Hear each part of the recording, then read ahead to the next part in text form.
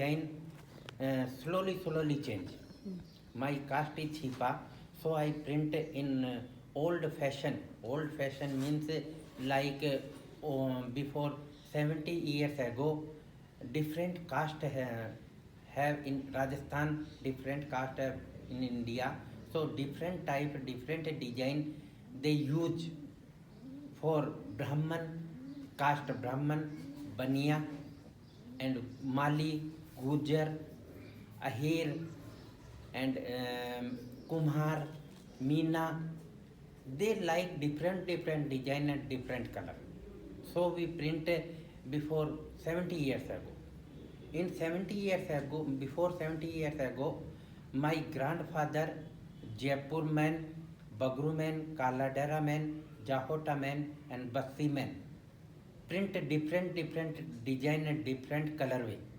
They prepare their goods and bring in Jaipur in Choti Chopad Roop Chaturbhuj temple, roof of a temple.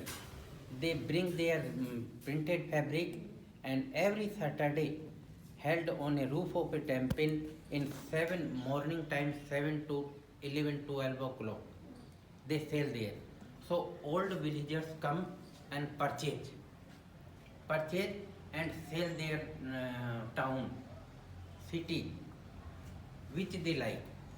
Because India have, Rajasthan have many culture, many caste. So say they like different type of design, different type of color. We can use only vegetable color. Blue color is prepared from indigo and black color is prepared from kasumal phool, pink dye and indigo and pomegranate juice boil, then dipping and dyeing, then come black color. And Mali caste means gardener caste.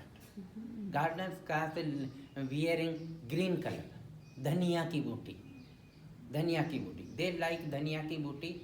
Every before 70 years ago, about 60 years lady they like, 50 years like, but slowly changing. So new fashion coming in market, then they slowly reduce. Before 40 years ago, above 60 years lady wearing that type fabric, my fabric. So and Rajput like old design like a Keri booty in white, red and black and white background they like. And other caste like some red and black and dabu and ground will be yellow. Yellow color is prepared from pomegranate juice and turmeric. How can we dye green color? So I will show to you. First we dye in light blue plus pomegranate boil, then juice came, then juice mix, in this juice mix turmeric, then dipping and dyeing. ये जो माली का आपने example दिया जो green colour, वैसे और cast का कुछ है? मीना का ब्लैक कलर, जाट का ब्लू कलर, अहीर का यादव का ब्लू कलर एंड ब्राह्मण और राजपूत का सफ़ेद कलर और बनिए होते हैं वो पीला कलर पहनते हैं। तो मतलब जैसे देखते ही पता चल जाए कौन सी जात के कौन से कपड़े हैं, कपड़े के पहनाव के अनुसार ही हम बता सकते हैं कि ये कास्ट ये है, इस कास्ट के वे आदमी है। और ये 17 साल पहले 70 साल पहले बहुत फैशन था, जब पॉपुलेशन भी कम थी और सब लोग जानते थे कि कौन सा कपड़ा कहाँ मिलता है और किस समय मिलता है। और फिर उसके बाद थोड़ा कम हो गया ये, धीरे मार्केट में डिफरेंट अलग अलग तरीके की डिजाइन आने लग गई, अलग अलग तरह की डाई आने लग गई, तो फिर वो लाइक धीरे कम होता रहा। सन 1972 के अंदर एक्सपोर्ट चालू हुआ था। उसके पहले तो हमारी कास्ट के छिपा के व्यक्ति आदमी सब ये बगरू प्रिंट दाबू, इंडिगो, काला, नीला, हरा कलर छापते थे और हटवाड़े में बेचते थे। सीमित परिवार थे। अब क्या है कि परिवार सबका बढ़ रहा है, पॉपुलेशन भी बढ़ रही है, पहनने वाले भी बढ़ रहे हैं। तो मार्केट में 1972 के बाद एक्सपोर्ट चालू हुआ। एक्सपोर्ट चालू होने के बाद विदेशों में भारत सरकार के प्रधानमंत्री, राष्ट्रपति बाहर जाकर के ये कहते थे कि इंडिया के अंदर ये काम ऐसे होता है, इस तरीके से होता है। तो उस काम को की पहचान होती थी। विदेशी लोग देखते थे कि ये कपड़ा हाथ से बनता है। पहले रेजी का कपड़ा बनता था, हाथ से बुनकर बनाते थे, बुनकर जूला है वो कपड़ा बनाते थे, छोटी रेजी का कपड़ा बनाते थे, तो उस कपड़े पे भी छपाई होती। अब आजकल धीरे धीरे फैशन मशीन का युग आ गया, तो कपड़ा मशीन से बनने लगा। उसी प्रकार क्या है कि हटवाड़े में वो कपड़ा ला करके बेचते थे, बेचने के जैसा माल होता था वैसा बिक जाता था। अब 1972 के बाद जब एक्सपोर्ट चालू हुआ तो धीरे धीरे नए फैशन के डिजाइन चलने लगे।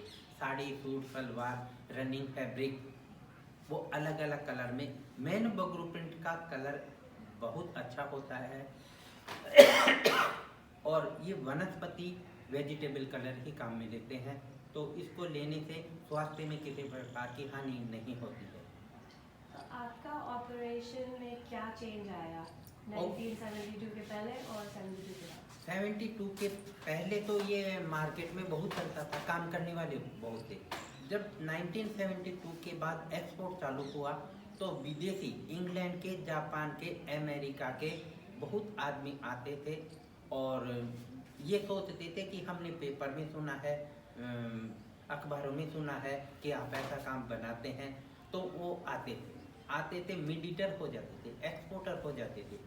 जैसे उदाहरण के लिए अनोखी ने 1972 के अंदर अपनी संस्था की स्थापना की थी, तो उनके मालिक फॉरेनर है, इंग्लैंड के, तो वो इंग्लैंड के आदमियों की रुचि, कलर जानते हैं, कौन सा डिजाइन पसंद करते हैं, उसके अनुसार वो डिजाइन पेपर पे लिखते थे, पेपर पे बना करके हमको देते थे कि आप ऐसा ब्लॉक बनाओ, ब्लॉक बना करके कपड़े पर छापो, इस कपड़े पर छापो और उसमें इसी तरह की डाई करो ताकि मैं विदेशियों को बता सकूं। बताने के बाद आपको ऑर्डर मिलेगा, तो फिर आपको हम ऑर्डर देंगे। तो इस तरीके से 1972 से लेकर के 1990 तक बहुत एक्सपोर्ट चला। जो पुराने काम करने वाले थे वो लुप्त हो गए और नए काम में लग गए। तो पुराना ये ट्रेडिशनल काम करने का धीरे धीरे फैशन कम हो गया, आदमियों के हाथ कम लुप्त होते रहे कि भाई पुराना काम करेंगे तो मजदूरी नहीं पड़ेगी और बड़ा काम करेंगे, बड़ा ब्लॉक बनाएंगे तो मजदूरी पड़ेगी। ये आवश्यकता है सबको और वो होनी भी चाहिए। अच्छा, मांग के अनुसार हमको पैसा